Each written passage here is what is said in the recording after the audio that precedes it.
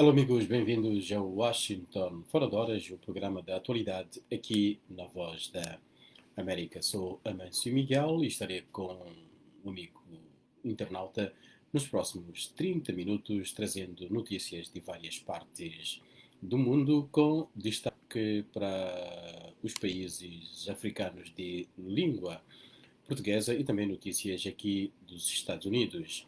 Esta é a Voz da América, ainda em tempos de prevenção da Covid-19. Estamos, portanto, nos estúdios improvisados, estúdios que podem ter uma vez e outra a interferência de membros da família, algo que até agora ainda não aconteceu, mas fica aqui também a advertência. Vamos para já para os títulos, não é que ninguém vem aqui fazer barulho. Vamos agora para os títulos de destaque nesses próximos 30 minutos. Angola, espera-se bom senso do governo para permitir que a Ministra da Saúde vá ao Parlamento. O presidente de Cabo Verde, Jorge Carlos Fonseca, defende lugar permanente de África no Conselho de Segurança. Moçambique, conflito de Cabo Delgado, coloca mais de 1 milhão de pessoas dependentes da ajuda. Neste Washington Fora de Horas, iremos também ter o destaque para o que é trending, o desporto e vamos começar hoje com uma breve nota sobre o que é trending. No Twitter, por exemplo, o acidente de Tiger Woods, a estrela de golfe, está trending. O profissional de golfe teve um aparatoso acidente de carro ontem, terça-feira, e teve que ser operado. O carro do atleta capotou e acabou fora de estrada. Woods ficou ferido e foi operado também ontem. As notícias de hoje dão conta que Woods está consciente, mas ainda requer cuidados. Quando chegar o espaço de trending, teremos detalhes sobre desta estrela do desporto mundial, em particular do golfe. O acidente foi ontem em Los Angeles. Vamos começar com a nossa atualidade. Vamos agora para Angola. A UNITA, o principal partido da oposição, desesperado pelo bom senso do governo de Angola para permitir que a ministra da Saúde vá ao Parlamento prestar declarações. A UNITA a fazer pressão para que esta figura da política angolana vá prestar declarações e também dê informação aos angolanos sobre o estado da saúde no país. O ministro da Saúde do governo Sombra da UNITA, Maurílio Loela, disse à Voz da América que a audiência, aqui há alguns problemas com o meu computador, visa aferir a exatidão da situação atual da saúde em Angola e em alguns países africanos. Destaque também para o facto de Liel considerar que os dados atuais sobre a Covid-19 no país sugerem o aumento, sugere o levantamento de restrições impostas a Luanda. Uma notícia de destaque aqui neste Washington Fora de Horas, o programa de atualidade aqui da Voz da América e destacando a atualidade em Angola. Depois de Angola, passamos para notícias, aliás, continuamos ainda com notícias de Angola, a UNITA a pedir a presença no Parlamento da Ministra da Saúde para ser ouvida pela Assembleia Nacional sobre o estado atual da Covid-19 no país.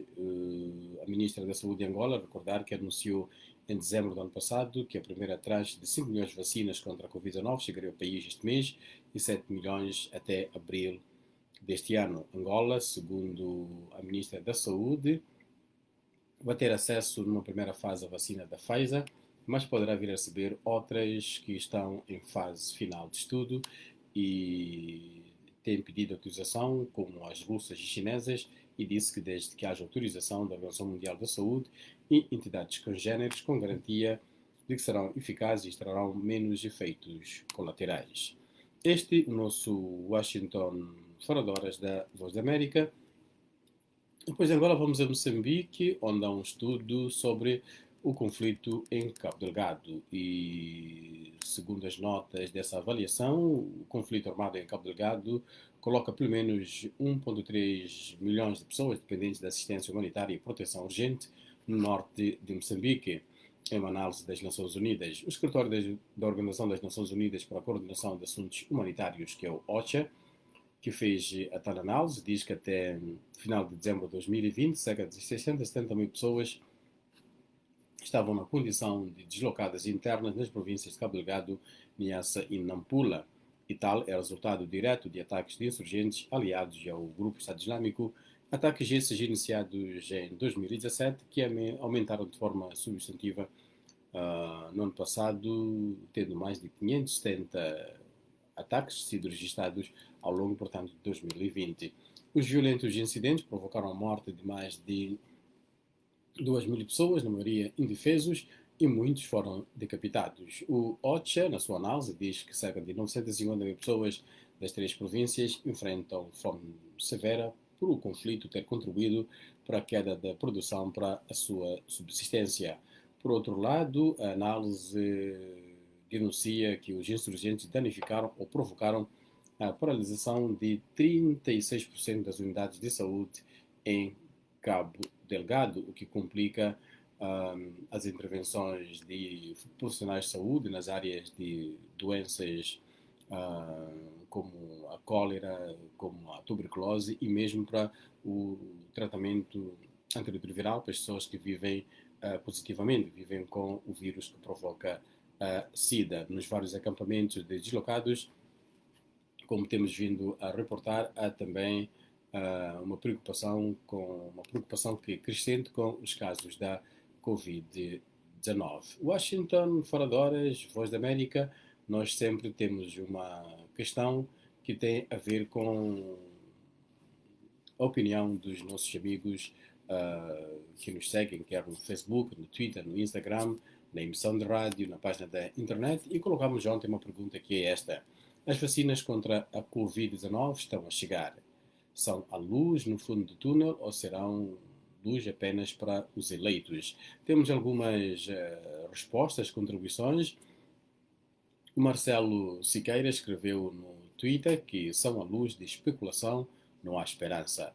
E o Baio diz que são de facto uma luz no fundo do túnel. Todos terão que ser imunizados por uma questão de segurança.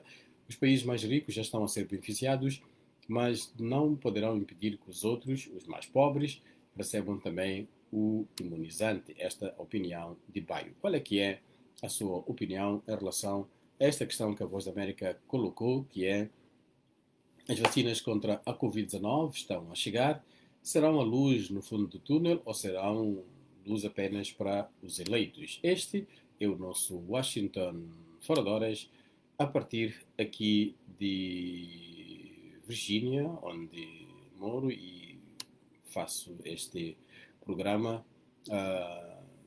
Esperamos voltar ao nosso habitual ambiente dos estúdios logo que as condições forem criadas, porque também queremos evitar que a Covid se espalhe. Vamos agora a alguns momentos de interatividade com os nossos amigos no Facebook, em particular no Facebook, Mamadi Iqbal Daoud, Moliba, Perinhu, iria ele responder porque está em Climane, na Zambésia, a fazer ali o seu negócio, mas não esquece mandar um abraço aqui aos seus amigos da Voz da América e também aos outros que seguem esta emissão da Voz da América. Susana Moate diz que olá, está a ver o programa a partir de onde? De Mboweni, de Lisboa. Elvino Neto escuta o programa, ou assiste o programa a partir de London, UK, Londres. O Marilena Gaspar Nivalda diz que boa tarde, ótimo trabalho para vocês, ligada a partir de Luanda, Angola. E o Ailton Correia diz hello, está assistindo a live da VOA de Santa Catarina, no Brasil. Daqui a pouco voltamos já à interatividade com os nossos amigos aqui no Facebook. Dizer que este programa está também disponível no YouTube, no YouTube da Voz da América. E agora vamos voltar ao nosso alinhamento de notícias, não é verdade? E notícias de atualidade internacional. Depois de termos falado de Angola e Moçambique, onde em Angola a UNITA quer ouvir a Ministra da Saúde em relação a questões específicas da luta contra a Covid-19 e em Moçambique as Nações Unidas dizem que o conflito em Cabo Delgado coloca mais de 1 milhão de pessoas dependentes da ajuda. Vamos para outras partes do mundo. Aliás, uma breve nota sobre Moçambique. Uma nota que acabamos de receber da Embaixada Americana diz que, em comemoração do Dia Internacional da Língua Materna, a Embaixada dos Estados Unidos anuncia 2 novos projetos de educação bilingue, isto em estreita colaboração com os governos das províncias da Zambésia e Nampula. A Agência dos Estados Unidos para o Desenvolvimento Internacional vai investir 5,8 milhões de dólares ao longo de 3 anos para ajudar a melhoria da qualidade do ensino primário, em particular as habilidades de leitura. Uma breve atualização sobre a situação da Covid. Moçambique, com medidas mais duras de combate à Covid-19, não tem andado de mãos dadas com a redução de casos. Apesar do recolher obrigatório em Maputo, o Ministério da Saúde revelou ontem que o total de vítimas mortais ascende a 606, com mais 7 mortos nas últimas 24 horas. É o país do África lusófona com mais mortes e mais casos entre os lusófonos em África e também é o mais populoso, com pouco mais de 30 milhões, quase o mesmo número que Angola, um total acumulado de infecções de 56 mil casos positivos. Angola é o segundo lusófono com mais casos e mortes. De acordo com o boletim epidemiológico da Direção Nacional de Saúde Pública, o país ultrapassou as 500 mortes, com mais uma morte nas últimas 24 horas. Quanto aos casos, foram notificados mais 36, aumentando para cerca de 21 mil. São Tomé e Príncipe, o país com menos população dos Palopes, depois de algum tempo com menos casos ou nenhum, em determinados dias, foram registrados 4 mortes nas últimas 24 horas, o maior número num só dia desde o início da pandemia, em março de 2020. A Guiné-Bissau, com perto de 2 milhões de habitantes, anunciou ontem, naquele caso, 41 novos casos, depois da alta comissária para a Covid, Maida Rebelo, Maida Lobato, ter advertido que o país está em curva ascendente e que a situação pode piorar. No total, o país tem um acumulado de 3.156 casos e 47 mortes. Cabo Verde, com pouco mais de meio milhão de habitantes, também ontem o Ministério da Saúde anunciou mais 17 infecções, um número bem inferior em relação aos dias anteriores.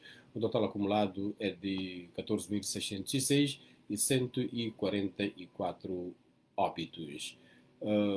Daqui a pouco voltamos para as notícias de Guiné-Bissau e também de Cabo Verde, mas para já uma breve de Angola. A Organização Não Governamental Angolana Mosaico e a Rede de Defensores dos Direitos Humanos da SADC apresentaram uma queixa-crime na Procuradoria-Geral da República na Lunda Norte por detenção ilegal e perseguição da equipa que se deslocou a Cafufu.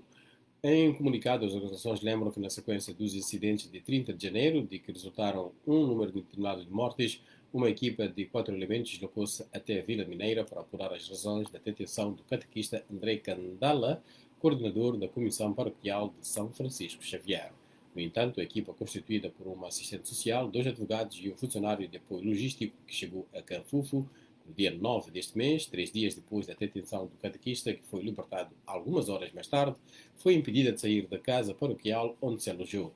Os membros da organização não governamental que protege os direitos humanos acabaram por abandonar Canfufo alguns dias depois, sem realizar a sua missão e queixando-se da ação intimidatória da polícia. Vamos agora a Guiné-Bissau. O porta-voz do Sindicato Democrático dos Professores e a Frente Nacional dos Professores e Educadores, Alfredo Biang, revela que os novos professores dos sistemas de ensino não recebem os seus salários há 4 meses. Alfredo Biang afirmou que muitos professores nessa situação alimentam-se de mancarra para irem lecionar. Contudo, sublinhou que alguns já recebem um mês de salário e outros poderão receber apenas no final de março. Yang denunciou ainda que, em algumas regiões, os agentes de administração pública estariam a vender formulários de certidões de narrativa completa a 5 mil francos CFA. O sindicato alertou que os professores não estão em condições de voltar às salas de aulas e que a greve em curso no setor da educação vai até o final do mês. Também na Guiné-Bissau, o presidente do país, Umaro Sissoko Embalo, exonerou ontem o chefe da Casa Militar da Presidência da República, o brigadeiro-general António Abel, e nomeou para o cargo o coronel Dias Incanha. Esta troca de pessoal foi dada a conhecer pelo decreto presidencial publicado pelo Gabinete de Comunicação da Presidência da República. Em 4 dias, esta é a segunda vez que o Umaro Sissoko Embalo movimenta militares e menos de 2 semanas depois de ter denunciado alegados rumores sobre um eventual golpe de Estado. O novo chefe de Estado-Maior da Força Aérea, Filinto Silva Ferreira, nomeado na sexta-feira, seu novo adjunto, Mamadou Saïlou Embalo, e restantes a ser nomeados tomam posse nesta quarta-feira no Palácio da República.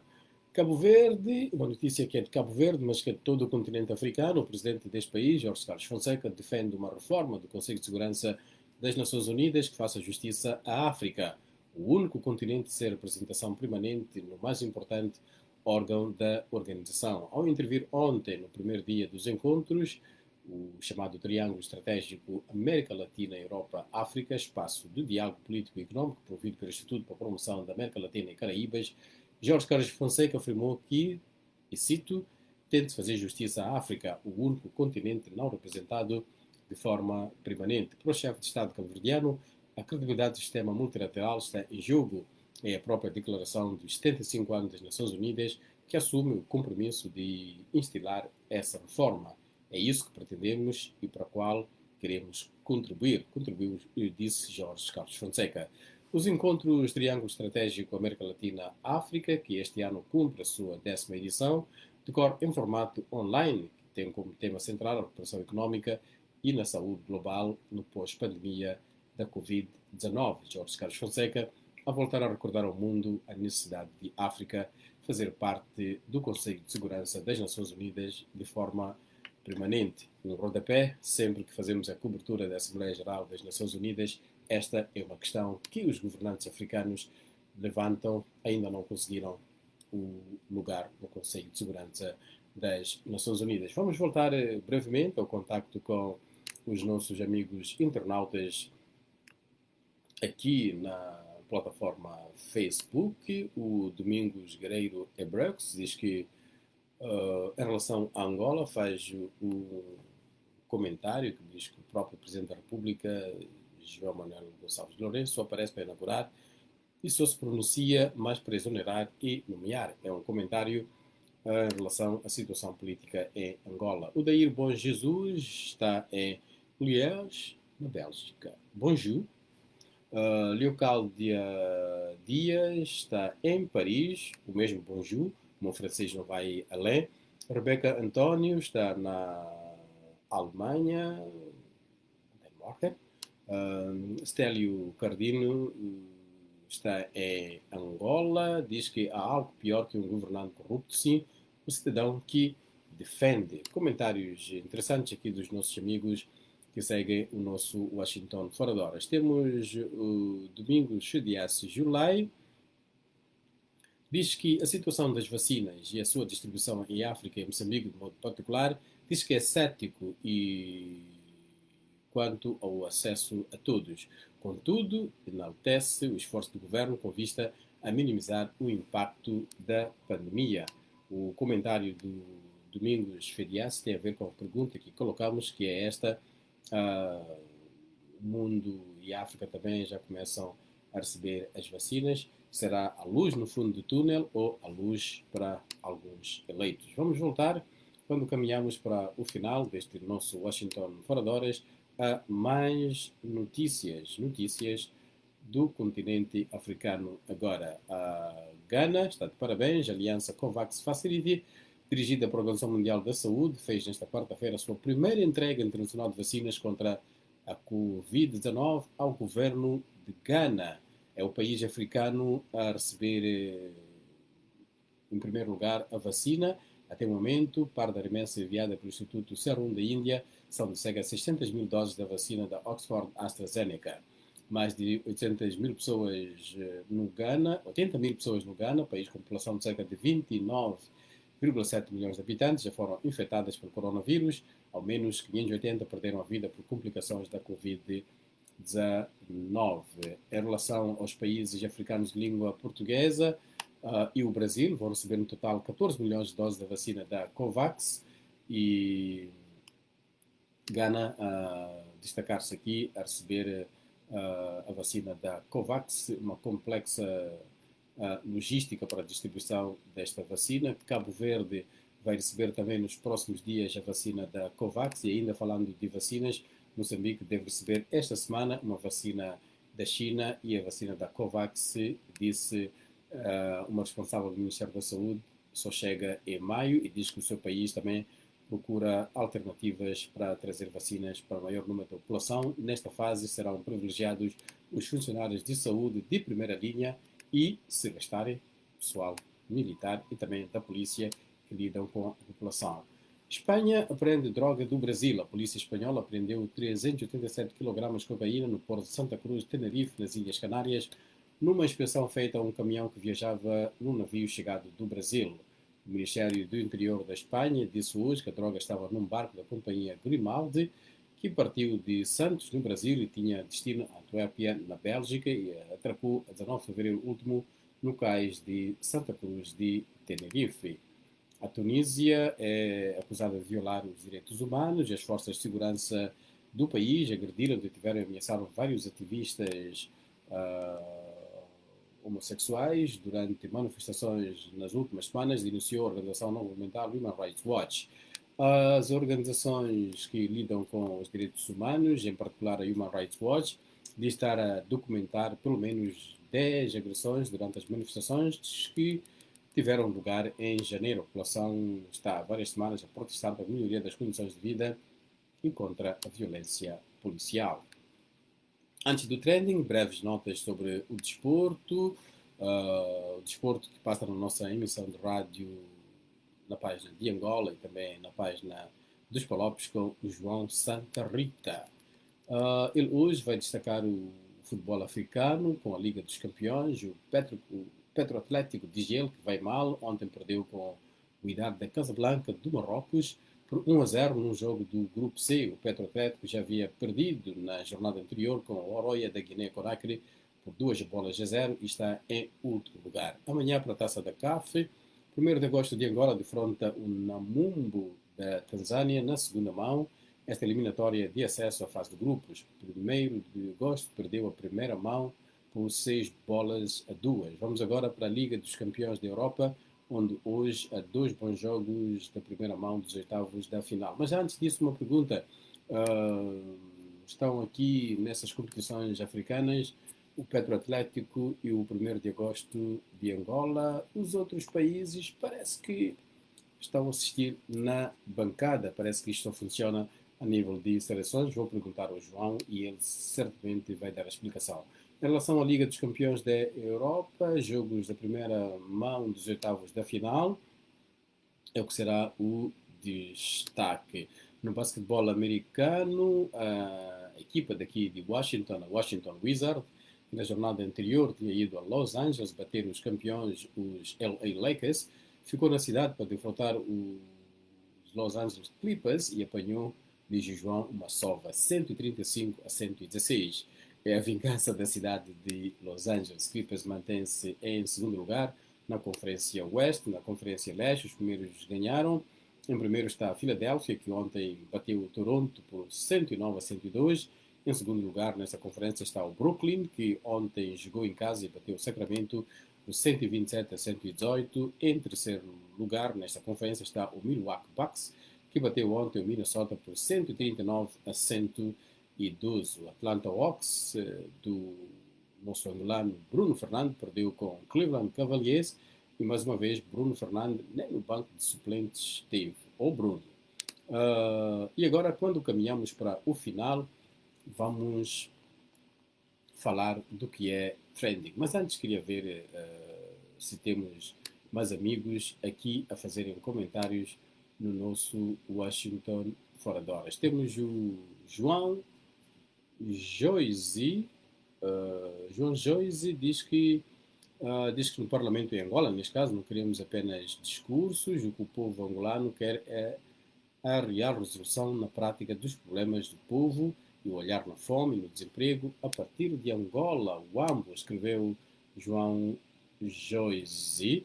Já tínhamos tido os comentários de Stério Cardino, que diz que há algo pior que um governante corrupto, sim, um cidadão que o defende. E ele faz aqui a sua campanha, diz a quem quer como presidente de Angola em 2022. Ainda nem começou a campanha eleitoral, Stério, mas fica aqui o desejo. E também o Domingos FDS Julai, que fala da importância das vacinas, que diz que é cético, mas diz que enaltece o esforço do governo para a colocação da vacina. Vamos agora ao que é trending, para marcar o ponto final a este nosso Washington Fora de Horas. No website da Voz da América, www.voaportuguês, o artigo que está a chamar a atenção dos leitores é a apreensão em Bissau após Sissoko Embalou denunciar uma tentativa de golpe de Estado.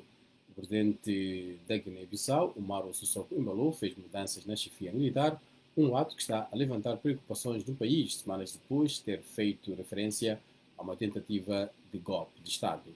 Esta e outras notícias sobre a situação política na Guiné-Bissau disponíveis no www.voaportugues.com. Esta semana, no nosso programa Angola Saúde em Foco, vamos falar com o Dr. Luvalo Ngongala sobre doenças sexualmente transmissíveis, também conhecidas como DSTs ou ESTs, infecções sexualmente transmissíveis, também um assunto interessante. Que não é só interessante para aqueles que seguem o programa a partir de Angola, porque doenças sexualmente transmissíveis são doenças sexualmente transmissíveis em qualquer parte do mundo. Esta manhã colocamos a seguinte pergunta nas nossas redes sociais. As vacinas contra a Covid-19 estão a chegar. São a luz no fundo do túnel ou serão luz apenas para os eleitos? Qual é que é a sua opinião? Destacamos duas respostas. A do Marcelo Sequeira, que diz que são a luz da especulação, não da esperança. E o Baio diz que são de facto uma luz no fundo do túnel. Todos terão que ser imunizados por uma questão de segurança. Os países mais ricos já estão a ser beneficiados, mas não poderão impedir que os outros, os mais pobres, recebam também o imunizante. Estas questões estão na nossa rede social, no Facebook, no Twitter e no Instagram, e o seu comentário é útil. Vamos a ver o que é que está trending agora no Twitter. O acidente de Tiger Woods está a ser destaque. O profissional de golfe teve um aparatoso acidente de viatura ontem, terça-feira, em Los Angeles. O carro do atleta capotou e acabou fora da estrada. Woods ficou ferido e foi operado também ontem. As notícias de hoje dão conta de que Woods está consciente, mas sem mais detalhes sobre a sua situação de saúde. Aliás, um dos seus agentes pediu que não houvesse muitas perguntas em relação ao assunto ontem, depois do acidente. Não se sabe o que motivou o acidente, que não envolveu mais nenhuma viatura. Celebridades como Jada Pinkett Smith, esposa de Will Smith, Gareth Bale, Alex Rodrigues têm partilhado mensagens de força para o golfista americano. Não é a primeira vez que Tiger Woods sofre um acidente de carro. Em 2009 ele teve um acidente na sua Flórida, mas antes, em 2017, ele chegou a ser preso quando polícias o encontraram desmaiado ao volante. No Google, ainda mal nos habituamos ao iPhone 12, que muitos de nós não temos, eu também não tenho, e já a notícia da chegada do iPhone 13. O Twitter, ontem, ao fim do dia, estava num grande entusiasmo com novidade. Naturalmente, hoje, por todo lado, já se vai sabendo mais sobre a nova versão do telefone móvel da Apple. No Google, esse é um dos temas mais pesquisados. Segundo a CNET.com, vem aí o iPhone 13 mini, iPhone 13 Pro, o iPhone 13 Pro Max. O site aventa que o lançamento do novo telemóvel deverá ser para meados de setembro e que é provável que não se chame iPhone 13 devido a questões supersticiosas, mas isso é apenas suspeita, pois o 13 tem das suas. O site também sugere que é possível que custe o mesmo ou até menos que o iPhone 12, mas só lá para perto do fim do ano saberemos. Ao anunciar a sua separação, já saímos, de facto, já saímos do iPhone e saímos também do Google no YouTube. Ao anunciar a sua separação, a dupla Daft Punk lançou o vídeo Epilogue no YouTube e, sem grande espanto, o vídeo está entre os mais populares na categoria de música. A lendária dupla de House Music encerrou a carreira 28 anos após se ter formado em Paris, na França. Deram a notícia num vídeo de 8 minutos intitulado Epilogue, um trecho do seu filme de 2006, Letroma. Com apenas um dia da plataforma, Epilogue já teve 18 milhões de visualizações. Vamos marcar o ponto final a este nosso Washington Fora de Horas, num dia marcado em Moçambique pela morte do jovem cronista Juma Ayob, que escrevia para o portal Carta de Moçambique. Ele perdeu a vida na madrugada desta quarta-feira na cidade de Nampula, tal como escreve o jornal Ikwele, um jovem que, segundo muitos que o seguiam no jornal A Carta de Moçambique, tinha muito talento para as crónicas com um estilo particular. Um jovem que, segundo o jornal Ikwele, começou com o pseudônimo Malitoto Ayuba, não confundir com outro Malitoto lá de Kilimani. Juma Ayuba, jovem cronista do Carta de Moçambique, que perde a vida e muitos moçambicanos lamentam a sua morte. Vamos marcar o ponto final a este nosso Washington Fora de Horas. Agradecer a todos que seguiram o Washington Fora de Horas de hoje, mesmo aqueles que chegaram um pouco mais tarde, como Diogo Macuacua, que está em Machixe, Moçambique, Muhammad Ali Jade, em Havana, Cuba, Geraldo Ivaristo, em Cabinda, e também a Tina Souza. Sou o Mestre Miguel, foi um prazer estar na companhia de todos para mais este Washington Fora de Horas aqui da Voz da América. Até para a semana, amanhã estará aqui o Álvaro Lugero Andrade.